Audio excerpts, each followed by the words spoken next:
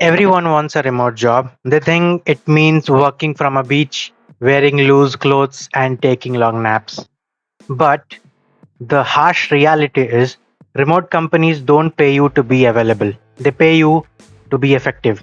If you don't have these specific non negotiable skills, you will be rejected. So, today I am breaking down the four core pillars you need to crack into the global remote job market. And third and fourth point are the most important pillars.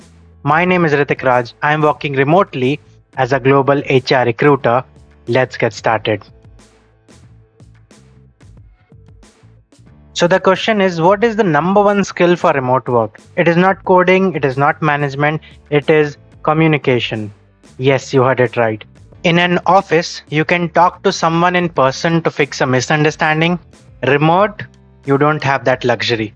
You have to be an absolute master communicator.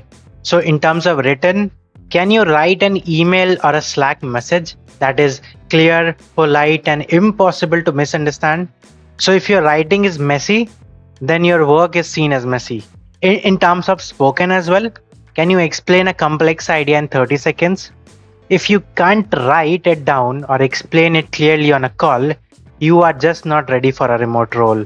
So having a right communication is a must thing in remote setup. Second is visual presentation. So when you work remotely, your office is a Zoom window basically. That's it. That is your reputation. If you show up to calls with bad lighting, bad audio, or looking like you just rolled out of bed, then you are telling the team I don't care about my work. See, you need to know how to present yourself on camera. You need to know how to be on time, look into the lens, not at your own face on the screen. You have to perform professionalism on camera, even from your bedroom. So having a correct visual representation is very important for a remote work. And when you give a remote work interview, a remote job interview, the HR, the recruiters, they are going to look for how you present yourself in front of that visual screen. Third is one of the most important point, and this is where most people fail. You have to be an expert in your own domain. So companies hiring remotely are not looking for someone to train from scratch.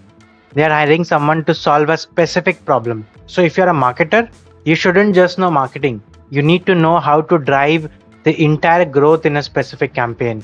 Similarly, if you're in IT, you don't just know IT, you know in and out about the specific tech stacks that are being used. Basically, stop being a generalist. Pick one area, learn it better than anybody else, and sell that specific skill. So you have the communication, you have the virtual presence and the domain expertise, but there is one thing that glues it all together. That is reliability. So in remote work, your boss cannot see you working. They only see your results. So if in remote work, if you're saying that you will deliver by Friday, deliver it by Friday. If you have a problem, tell them before it becomes a disaster. So if people can totally rely on you for any set of tasks, then you are absolutely irreplaceable and absolutely perfect for a remote role. See, remote role is the greatest opportunity of our generation, but it is not a free ride. It requires you to be at the top of your game in terms of your communication, in terms of your presence, and your actual work as well. If you start mastering these 3-4 areas, then your location doesn't matter at all.